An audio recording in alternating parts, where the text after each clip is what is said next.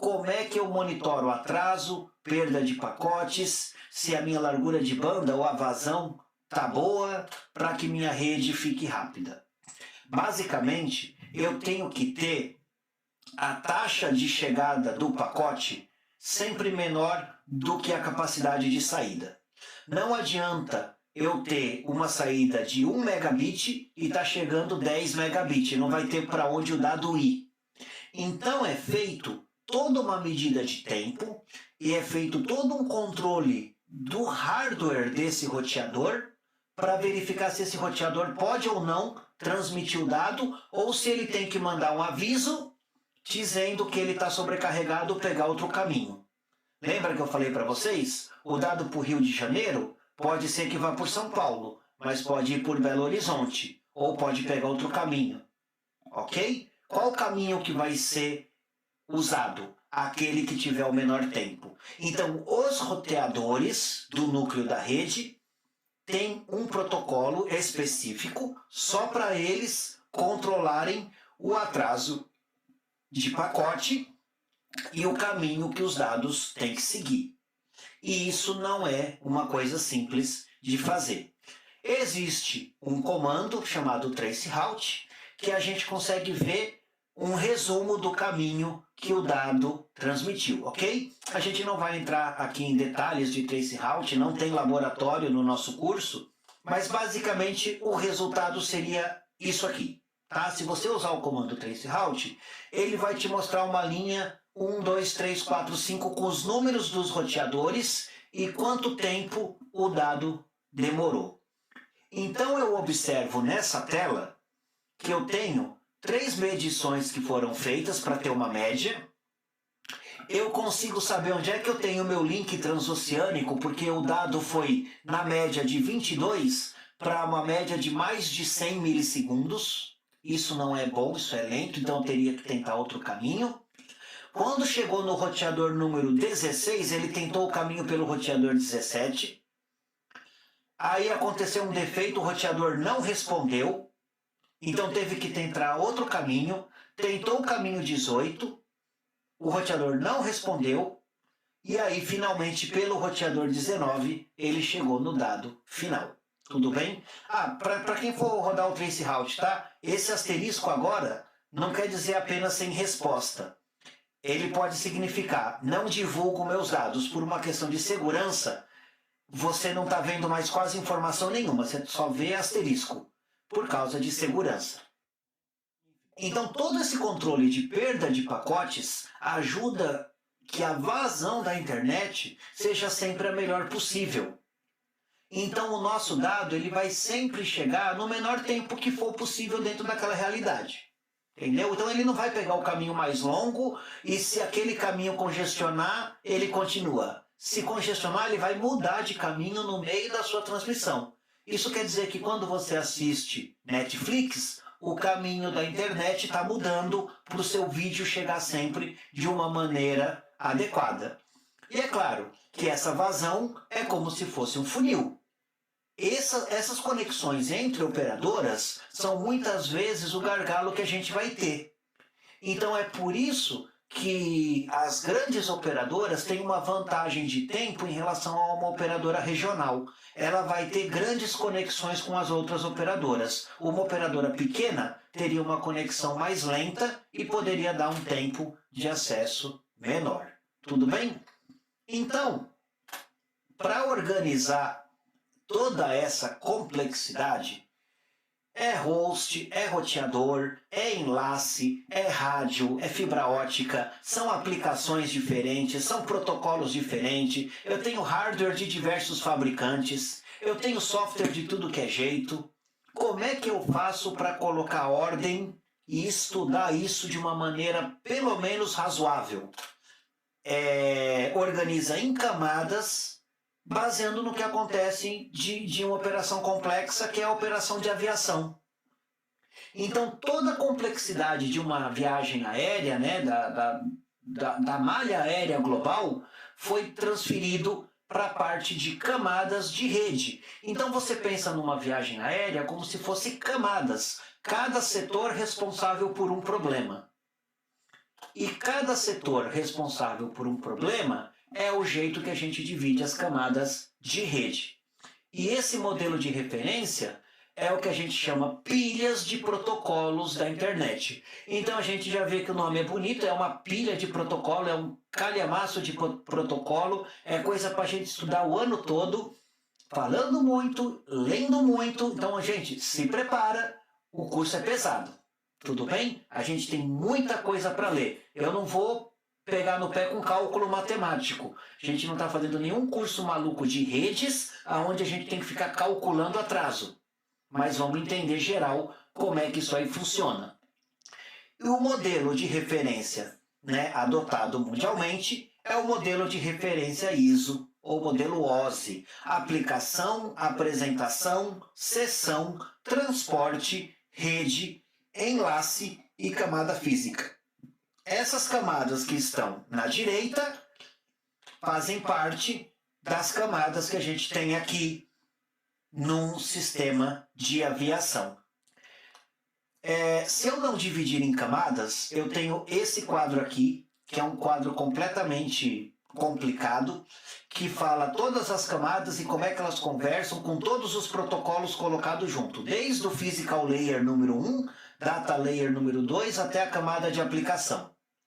Não dá para estudar tudo isso no nosso curso. Nós vamos ver um resumo disso aqui. Nós não estamos fazendo um curso de redes, e esse resumo justamente é o que tem no nosso livro. Por isso que esse livro foi adotado, porque ele é um livro que dá uma visão geral e é um resumo das camadas de rede. Então, se eu estou na minha origem e eu peço para ler o meu e-mail, o meu pedido de e-mail tem que chegar até o destino aonde eu tenho um servidor. Então, o e-mail da camada de aplicação vai para a camada de transporte, a camada de transporte vai para a camada de rede, na camada de enlace eu formo o meu quadro que vai pelo fio, até chegar no meu provedor. Aí ele vai mudar para um switch, ele tem que subir na camada de enlace, mudar o datagrama e enviar isso de um switch para um roteador, que vai da camada física para a camada de rede, para chegar no meu servidor. E aí o servidor vai pegar da camada física, subir para o enlace, subir para a rede, até o transporte e a aplicação. E aí a aplicação de e-mail vai responder para mim, e esse caminho acontece tudo de novo até chegar o e-mail no meu computador. E a gente vai estudar isso aí ao longo de todo semestre. Tudo bem? É só isso? Gente, tem uma coisa a mais, tá? A segurança. Quando a internet foi criada, o pessoal pensou que ela não ia crescer tanto, pensou que ia ser uma coisa mais acadêmica, só algumas empresas, só que cresceu demais, o negócio ficou gigantesco e começou a ter problema com segurança. Então, tudo que a gente viu de protocolos e protocolos e protocolos e camadas e camadas e camadas, tem ainda a questão da segurança. Então, eu preciso ter também a questão da encriptação, protocolos que têm versão encriptada e versão que não é encriptada, como é que eu protejo a minha rede, a questão de subrede, protocolo para VPN e toda essa complicação a mais que eu tenho por uma questão de segurança. Porque os vilões podem colocar malware no teu computador, eles podem atacar um site do governo, eu posso ter uma rede de botnet com um monte de computador infectado que vai fazer um ataque massivo de negação de serviço em um servidor. E aí você, bem intencionado, quer acessar o servidor para acessar lá o seu dado. Como é que ele vai saber quem que está bem intencionado e quem que está mal intencionado?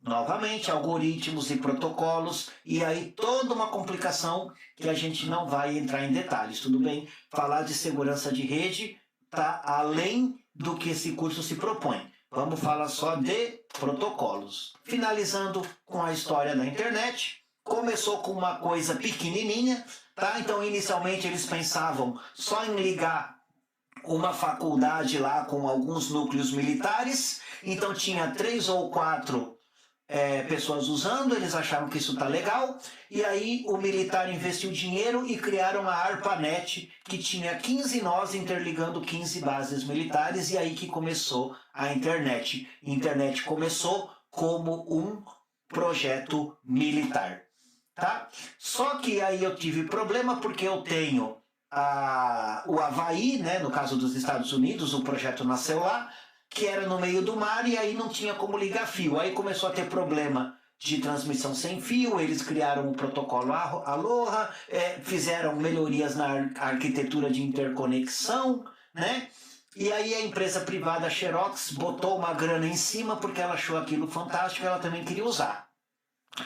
E aí, no fim dos anos 70, surgiram algumas arquiteturas proprietárias que não eram padronizadas, que seriam embriões da internet que não era militar, internet comum, a DECnet, SNA, XNA, até chegar no fim dos anos 70, onde a coisa, né, amadureceu um pouco e convergiu-se para o padrão precursor do ATM e fez-se uma rede com 200 nós. O que aconteceu? Com 200 nós já era difícil de gerenciar. E o pessoal estava achando aquilo o máximo e estava querendo expandir isso para muitas coisas do governo, como usina hidrelétrica, produção, prédios públicos. Então precisou já de uma coisa grande. Então eles inventaram um negócio que chamava TCP/IP, definiram o protocolo SMTP para e-mail, e como ia crescer muito, né, eles achavam que muito era um país, né? Inventaram o DNS, o FTP, e em 1988 começou a ter problema de congestionamento. Ou seja, cresceu e cresceu bastante e começou a dar problema.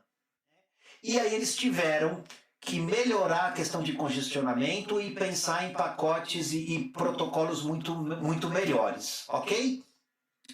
Então, no início dos anos 90, eles decidiram melhorar toda essa coisa, a ARPANET foi desativada, os militares falaram, o negócio é o seguinte, a internet agora é pública, todo mundo que quiser pode usar, a NSF removeu restrição de uso comercial e aí criaram a tal da web, né? Inventaram um negócio que chamava website. Antes disso não tinha website, tudo bem, gente?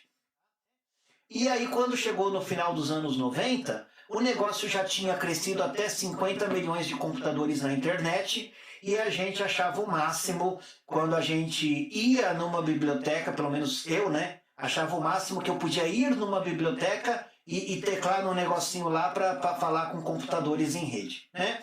E aí, a partir do ano 2000, começou a ter um crescimento novamente gigantesco, porque acharam que era legal ligar smartphone na internet.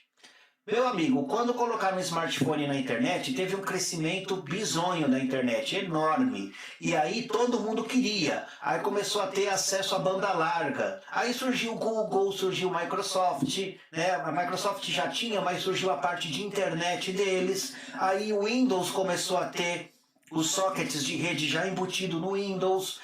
Grandes provedores estavam preocupados com segurança e criaram até as suas próprias redes. Então tinha a rede da Microsoft, porque a internet não tinha segurança. Então, quando o pessoal começou a ver que a internet veio para ficar, começaram a pensar também em protocolos de segurança. Já tinha celular dentro da rede e tudo mais mesmo, né? E aí, em 2015, a gente achava que ia parar um pouco. Todo mundo já tem computador, celular, o que mais que vão inventar, né? Aí me inventaram IoT, e agora vão botar internet na geladeira, no sensor, internet no micro-ondas, indústria 4.0, e esse gráfico aqui vai continuar subindo e a complicação vai continuar aumentando. E a gente que é da área técnica vai ter que ajudar a fazer isso aí funcionar, o que não é uma tarefa fácil não. Hoje o Brasil já tem links de 100 gigabit, tá? Já tem ligações de diversas formas com várias capitais. Isso está tendendo a aumentar. Já abriu para empresas privadas fazerem ligações também, porque o governo não consegue fazer na velocidade que precisa. Você também tem empresas privadas que estão começando a fazer ligações transoceânicas, para quem quiser lidar com automação, quem quiser lidar com IoT, quem quiser trabalhar aí na parte industrial e for lidar com grandes empresas, eles vão perguntar se você conhece protocolos da internet, porque eles estão precisando de pessoas para fazer a indústria 4.0. É muito material, a gente teve uma aula longa e teremos outras aulas longas, mas eu vou tentar fazer o máximo para não demorar demais o curso, né? Não falar demais, mas você vai precisar estudar o livro. Tá? Então é muito importante você pegar o livro e estudar o livro até as camadas de rede acabarem. Não é o livro todo, tá, gente? Então, atenção, gente, muita atenção nos prazos do Moodle, tá bom? Então, obrigado pela aula, bom trabalho para vocês e eu aguardo vocês na nossa aula 2. Abraço!